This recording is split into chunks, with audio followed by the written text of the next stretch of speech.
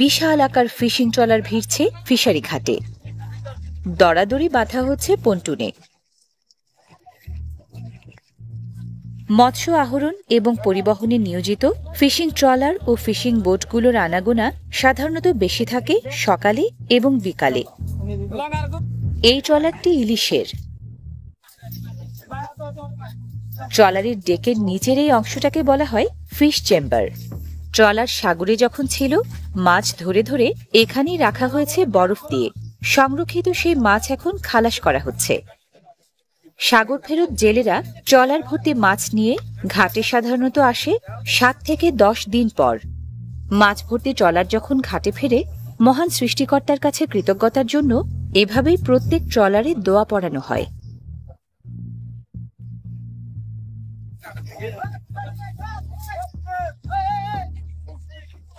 ছোট এই ফিশিং বোটে মোহনার মাছ। কক্সবাজারের এই ফিশারি ঘাট বাংলাদেশের সবচেয়ে বড় এবং প্রাচীন মৎস্য আহরণ কেন্দ্রগুলোর একটি। শুধু ইলিশের মতো বড় মাছ নয়, মেঘা অলুয়া কিংবা সুন্দরীর মতো ছোট মাছও প্রচুর আসে এই ঘাটে।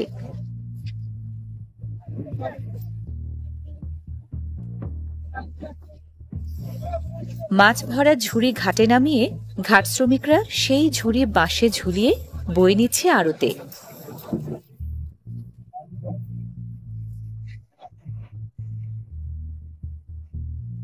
আড়তের পাকা চত্বর জুড়ে হরেক রকমের মাছ।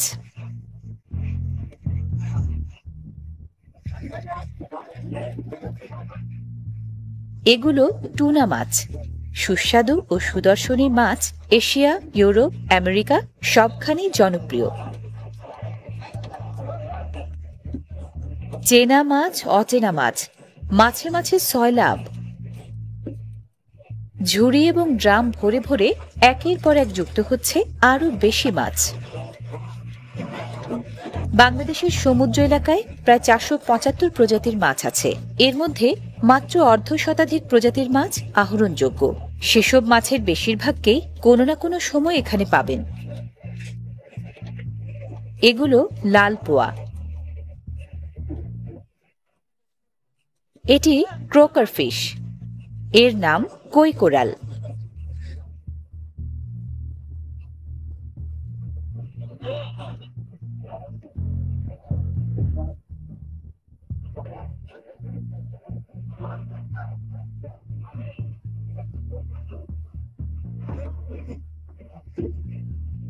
আরও একটা লম্বাটে এবং ওজনদার মাছ।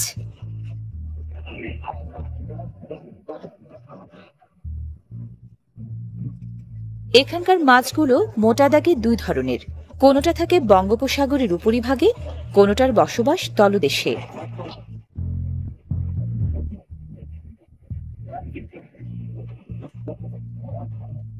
এই মাছটির নাম রাঙা কই। এটা আরেক ধরনের সামুদ্রিক কই। একে কেউ বলে কোকিলা, কেউ বলে কাইক্কা।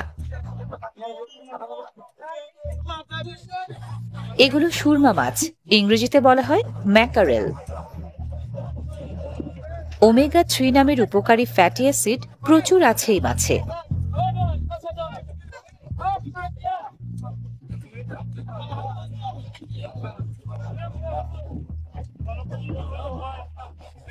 ক্লাপিফর্মিস বর্গের ফাইসা মাছ। ফিশারি ঘাটের এই আড়তে মাছ বিক্রি হয় ওজন দরে এবং নিলামের মাধ্যমে।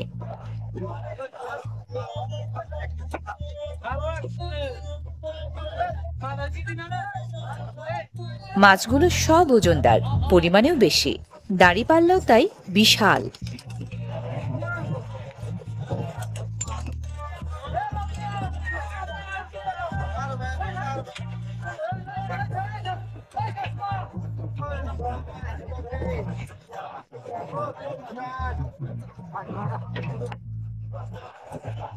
আড়তের এখানটায় ইলিশ মাছের মেলা। ইলিশের মৌসুমে ক্রেতা বিক্রেতা সবার কাছে জাতীয় মাছ ইলিশের কদরটাই বেশি।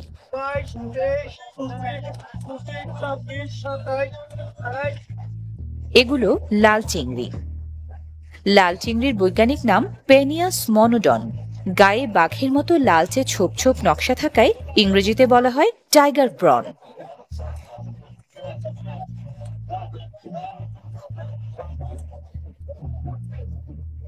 মাছের পাশাপাশি সামুদ্রিক কাঁকড়াও ওঠে এই আড়তে।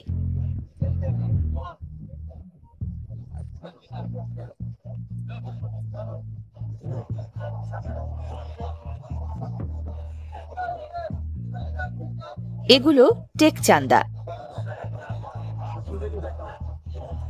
এগুলো রূপচান্দা।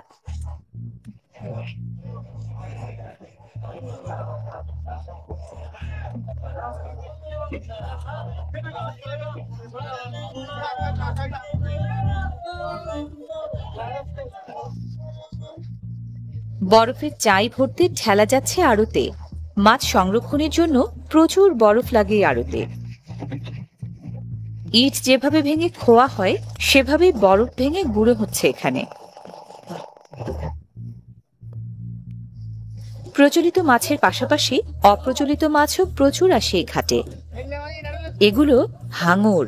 বাংলাদেশে মাছ হিসেবে হাঙরের কোনো কদর না থাকলেও বিদেশে শার্ক ফিনের দারুণ চাহিদা। বয়ে নেওয়া হচ্ছে বিশাল আকার সোর্ড ফিশ, লম্বায় 8 থেকে 10 ফুট।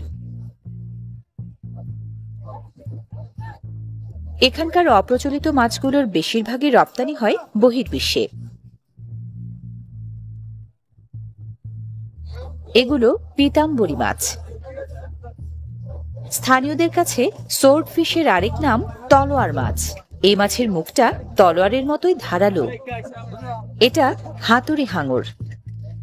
হ্যামারহেড শার্ক নামের এই মাছের মুখটা দেখতে হাতুড়ির মতো।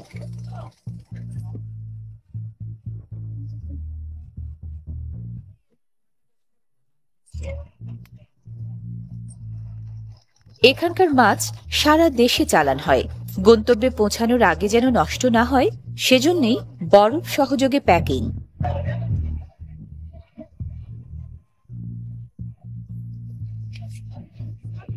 ফিশারি ঘাটের জমজমাট এই আড়ত থেকে প্রতিদিনই বিক্রি ও চালান হয় কয়েক কোটি টাকা মূল্যমানের টন কে টন সামুদ্রিক মাছ।